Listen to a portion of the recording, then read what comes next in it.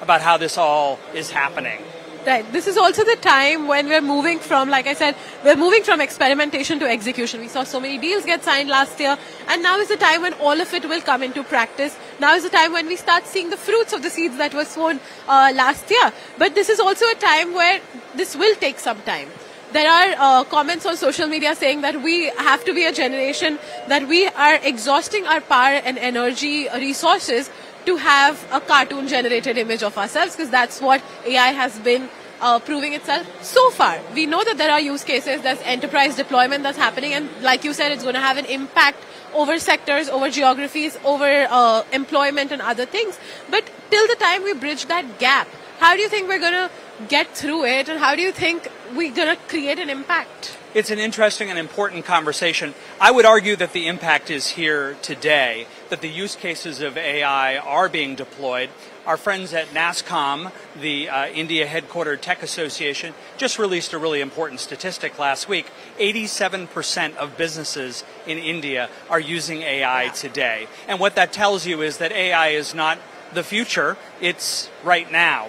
And I do think on these questions of the electricity that AI uses, they are important questions, but all new technology uses electricity. When we think back 150 years ago when the light bulb was invented, the use of power became increased as the light bulb was used, but it provided us a life-changing ability to illuminate our lives at night.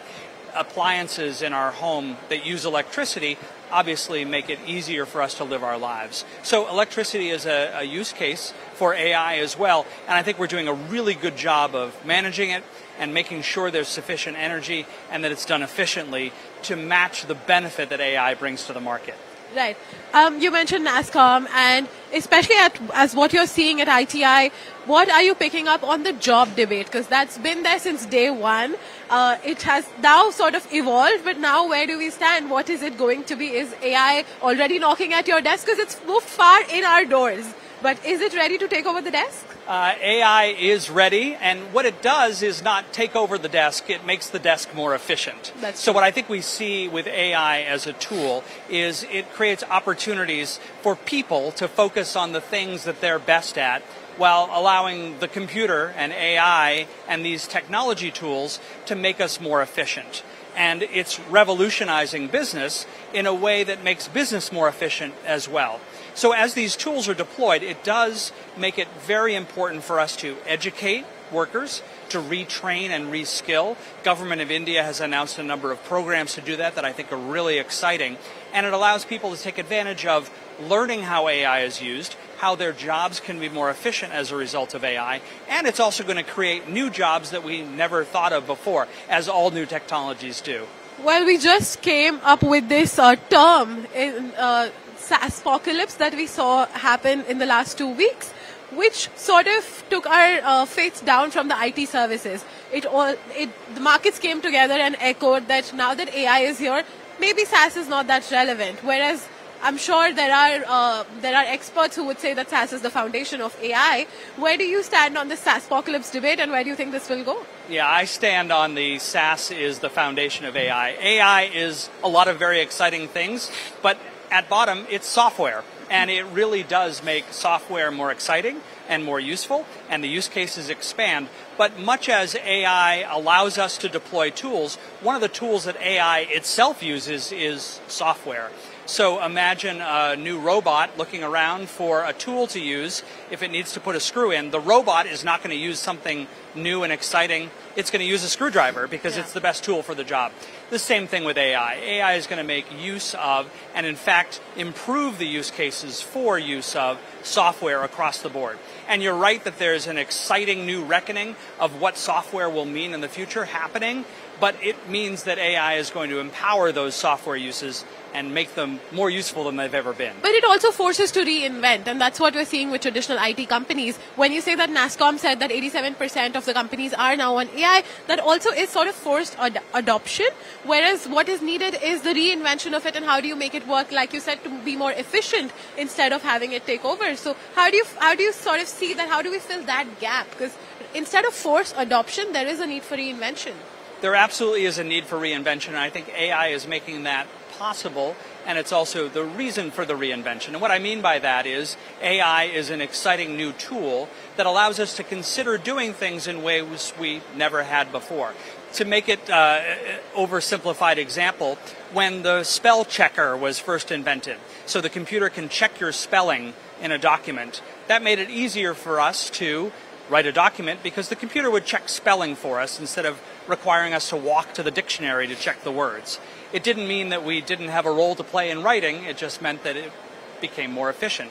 And AI is an example of that. It is a new technology, it's certainly true, and it's being adopted very widely here in India and elsewhere in the world, but it allows us to rethink things that perhaps we would have done as humans that can free us up to do something that's more efficient for us to do. So businesses are saving hours a week per employee by using AI tools. Those employees are still necessary, but they're doing things that are more productive and more efficient for the business to use. Right. In your experience, especially here at the India AI Impact Summit, where do you think, what would be the first green shoot of AI adoption that you're seeing, and which geography is leading? We of course know that US is doing very well, there's China, but from the emerging markets, what do you think? Yeah, it's great that we're here in the Global South at the AI Impact Summit, because I think there's a tendency to think of this as a global North issue, but really the Global South. And here at the Expo at the AI Impact Summit, you can see the use cases for an agricultural society, how AI can be used, for example, to optimize the use of water for irrigation or pesticide for pest control. Those are all very positive use cases for AI that are particularly helpful in the Global South. I think you're seeing a lot of use cases in medicine that are unique here as well. In a large population like India's, where there are never enough healthcare practitioners across the country, AI can really help improve diagnoses and improve treatment recommendations, not replacing them healthcare workers, but providing them tools that make them more efficient and more effective. So there are a lot of those examples across industries. There's a tendency to think of AI as a technology industry issue.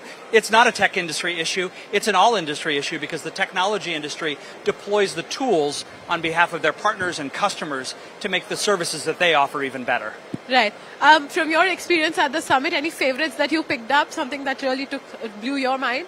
Oh, wow. It's hard to pick a favorite. I've seen a lot of great use cases. What I think is really interesting is our large member companies from ITI that are here on the show floor are here partnered with local companies that are making use of their products and services. So it's not just Microsoft showing off its cloud services, it's new startup companies like AI space companies that are showing off their services in partnership with Microsoft.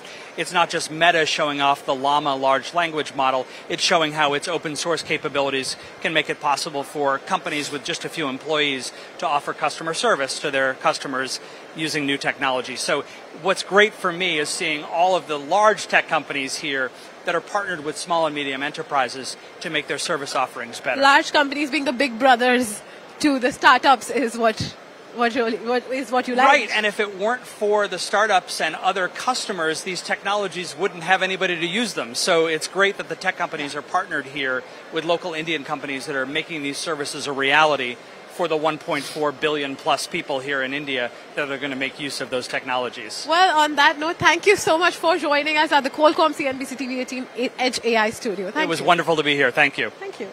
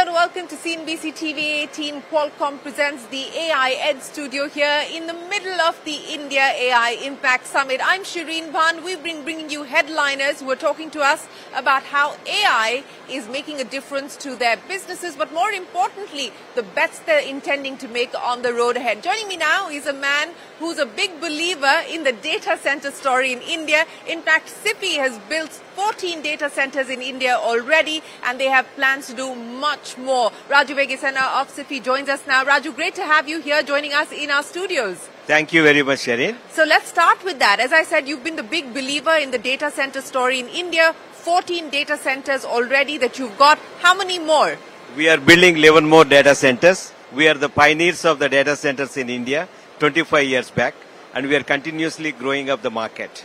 11 more data centers, Raju, and I want to link this to the announcement that came in from the finance minister in the budget, that almost 20-year tax holiday for data centers. What do you make of that, and what kind of an impetus do you believe that's likely to provide? I think that is a great opportunity the government of India announced, and it allows not only the data of India, the global data can be hosted in India, and the companies will get the tax benefits. That is a brilliant move the government did. CapEx, 11 data centers. What should we expect now in terms of annual CapEx, and what are we looking at in terms of the next 5 years from CIFI for India? We are tuned to go 5 billion investments in the next 5 years, and we are on the roadmap, of investing our money. Okay. Also on track for an IPO. I know that the approvals and the work is being done. The approvals are in place. How soon can we expect you to hit Dalal Street? I don't think I can tell the day. I think my bankers will announce, but we are set to go. But this year? Yes, definitely this year.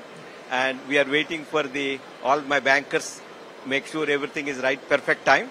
And we are going to be the first guys to be data centers to be in IPO. Well, the first data center listed entity, that is the plan for you sometime in 2026. But, let me ask you about the other plan that is still not in execution. And we spoke about this the last time when we met, and that is your chip plan. Where do things currently stand on your ability to be able to go down the chip route? So what we are building, CIFI is building, we are build the data centers, we build the network for AI. Now we build the cloud platform for AI. Now we are building a server for AI. Now ultimately the last one is left is chip for AI. That is in my plan of execution. You will be the first one to know when my chip is available. But how far out should we have to wait for that announcement? I told you within next 2 years, but we talked about 6 months back. That means 18 months more. 18 months. So the countdown has begun. 18 months to go before the chip announcement comes in. But I also want to understand from you the global trends that we are seeing at this point in time. Technology moving much faster than anyone was expecting it to. Agentic AI has taken off, and there are concerns on what this means for jobs, what it means for the Indian IT services model. As someone who's sitting in the valley, what do you make of the pace of change? I don't think anybody should be worried about the jobs. AI will be adds intelligent. It is a human, nobody can replace. It's a human plus agents. That is where the hybrid model is going to be there. The whole world will be more productive, and all our IT services has to transform, which they will transform. I think they are going to do excellent job in the transformation. There's nothing to worry about the jobs for India.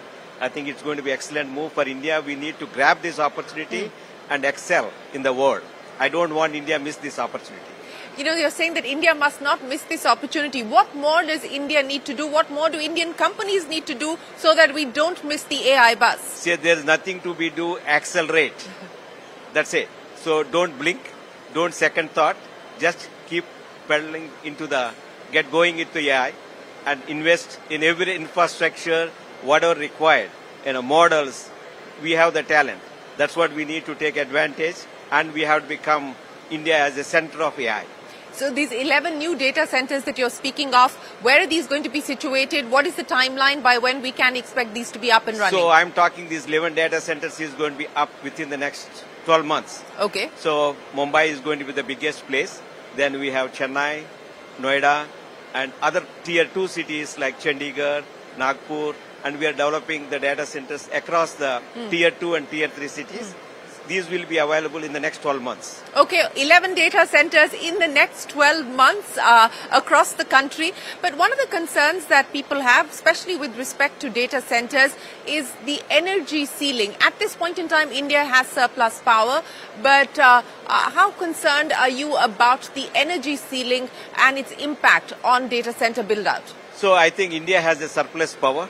We are not even using 50% of the power generation of India. I think there's plenty of the power is available. And also you see the trend of our renewable energy, what is happening, the solar and the wind. How much of the energy that you're using is renewable? 60%. 60%. And Yes. what's the target? So we want to go up to 80%. Okay.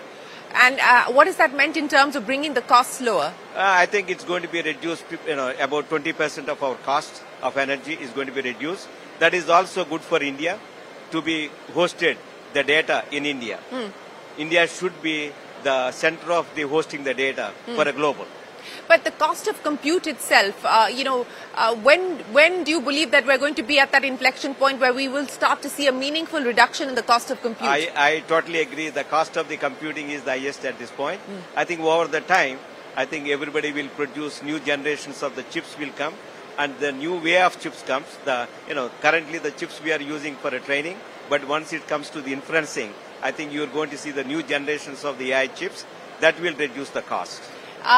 Consolidation, M&A, is that likely to be on the calendar for you? Currently, we are not thinking. Not thinking about it. Raju, always a pleasure. Many thanks for joining us here in our studios at the India AI Impact Summit. Appreciate your time and look forward to hearing much more from you, especially when it comes to your IPO plans.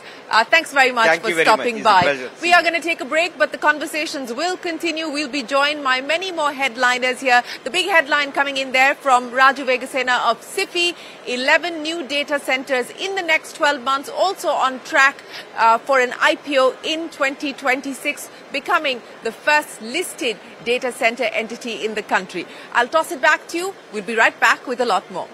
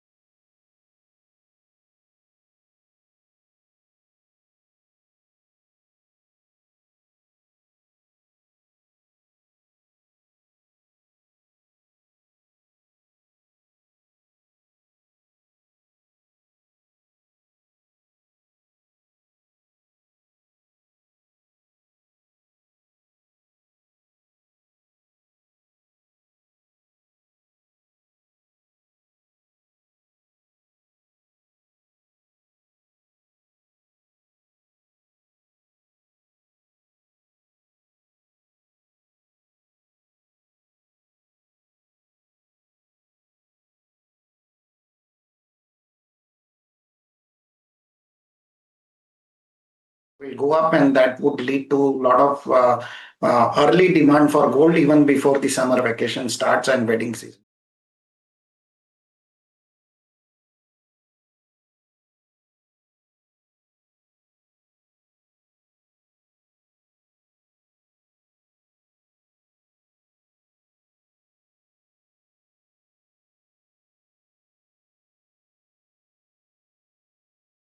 Coverage here from the India AI Impact Studio. It is loud in here, and I think the message that India's IT services industry wants to send out, which is loud and clear, that it's alive and kicking and ready to take on the AI challenge. Joining me now at the HCL Tech Pavilion is the man steering the company, CVK. Always good to have you here with us.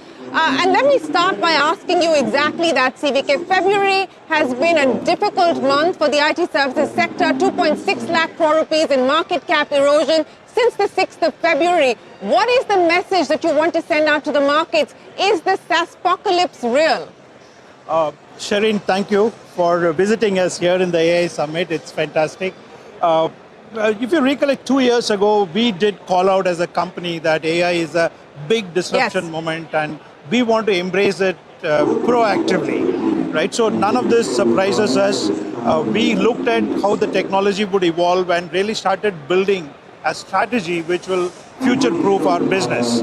It's about proactively transforming our services as well as building intellectual property which bridges the gap between all the LLMs and reasoning models to how it can be applied in the enterprise world. So the technology is moving very fast, you've seen it, but the enterprise adoption is gradual, and it is rightfully so. Actually, if I want to use an analogy, God created the world in 7 days because there was no installed base. Right? If there was nothing installed, you don't need to worry about compatibility issues, you don't have to worry about data migration and integrations, all of that, right? And there's no bugs to fix. So it's very easy. But in a real world, in a real enterprise, there are so many complex installed systems. It's not as easy as plug and play. It's not, absolutely, it's not. And that's where service providers like us, we have a lot of trust with a lot of big enterprises, and we have the context of the enterprise. So along with the large language models and all the reasoning and all of that, and using our IPs, which are all focused on capturing the enterprise knowledge and building a delivery model which will really scale as impressively as how the models and the technology is scaling. That's what we're doing. No, and you're right that you called this out 2 years ago, and we've spoken about this and your pivot towards a more AI-driven future. But CVK, let's build out the scenarios now, and I want to understand from you, we spoke about this in Davos. Let's start by talking about margins. What should we realistically expect in terms of margins? As the model changes, as billing becomes more outcome-based, as revenue becomes more outcome-based, what should we expect then for margins in the medium to long term? Of course, the drive is to move towards more outcome-based models, and typically an outcome-based engagement can deliver a much higher margin because it really helps you to leverage all the technology levers and optimization levers, and it helps you to improve margins. So you're saying margins can actually improve as opposed to the fear of compression? Yes, of course. It should improve because there is a big opportunity to convert as much as possible to outcomes. And when you do an outcome-based model, there is a little higher risk, but there is higher reward as well. So if we can play that equation well, I think there is a potential for the margins to improve. So how much of the business is now moving towards this outcome-based model as you speak? Today, we have more than 50% of our business is already in some kind of outcome model. But eventually, it's going to move to an ultimate business outcome-based models. So I think we'll move 3 to 4%. We want to move a lot of our large engagements into more outcome-based models. And that also gives us a lot of flexibility in the talent deployment, where we deploy, what technology we use. And that kind of we take on a lot of responsibility, and that's how we will get rewarded as well. The other question then, CVK, is being asked, what happens to growth in the medium to long term? Are we talking about sustained low single-digit growth? Are we talking about slightly better? Or are we talking about no growth at all for the industry? Yeah, okay. First of all, we've been the fastest growing company for probably the 4th year in the running. So there is going to be deflation in the existing business, especially a lot of application development kind of business. And we do have a meaningful chunk of applications business, while a lot of our business is in engineering services or software or infrastructure services. We do have some components which can have a much higher deflation potential. So we believe there will be 2 to 3% deflation at an overall level because of AI. And this is something we've modeled. But there are at least 5 mega opportunities that we are chasing, right? AI factory, its $1 trillion capex will mean at least $100 billion of services spent, and at least a couple of $1 billion we should be able to get from that. Physical AI is again another big opportunity. The whole agentic implementation. See, there is a huge legacy install base. Modernization of this is again a big opportunity. And for modernization, you just need to be in the enterprise. You just need to understand the each enterprise's uniqueness. And we are very well placed to adapt to that. And so that's why we've called out advanced AI revenue, which is really focusing on the newer revenue streams. While our existing business will continue to grow because there is still a big market, right? IT services is a $1.5 trillion market. I mean, we are 15 billion, our industry is only 200, 300 billion. So there is still, if you have a very sharp proposition which can make an impact, you can gain a lot more wallet share. And that's been our strategy as well. You know, you had given me a number as far as your advanced AI revenue is, and where do you see that on the back of what you're seeing now, since we last spoke, which has barely been a month and a half, but there's so much that's already changed. I mean, on track to be able to deliver to that number? Absolutely. We had called out about $600 million annualized revenues, advanced AI. And once again, this is different from regular AI revenue a lot of companies are talking about, because regular across the board, we need to use AI to change everything that we are doing. And that we don't call out as AI revenue. It's the IPs, it's the new solutions. That's what we are calling out. And I think it's 4%, and I think it can be a very powerful growth driver. It has grown 20% quarter on quarter. And we think it can get to $2.5–3 billion, much more than offsetting some of the decline that can happen in the existing business. And existing business also, there is a big market still. And if you have a sharper proposition, a platform-based agentic IT services delivery model, I think there is an opportunity to gain a lot more wallet share. You know, speaking of the road ahead, we've seen a bunch of partnerships being inked this morning. Infosys and Anthropic announcing their partnership. You've got a partnership with OpenAI. Are we going to see a lot more of this, of Indian IT services companies like yours building or forging more partnerships? And take us through the OpenAI partnership. We were the first to announce the OpenAI partnership.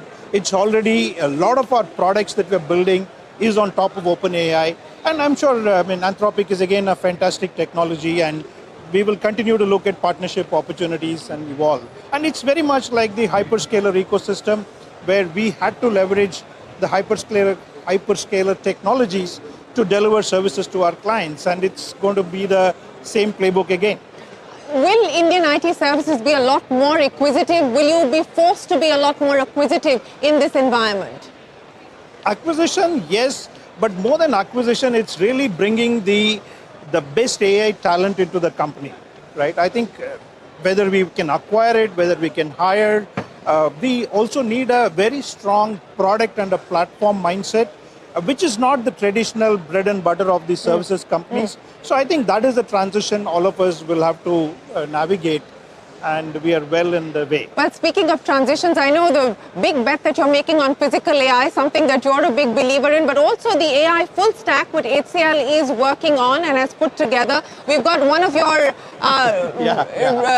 dogs that are walking around the pavilion here. So how big of an opportunity is this going to be? Physical AI is a $1 trillion opportunity. I think he's saying yes. he is saying yes. So the reality is physical AI is really about using AI in the physical world, sensing, decision making on physical objects.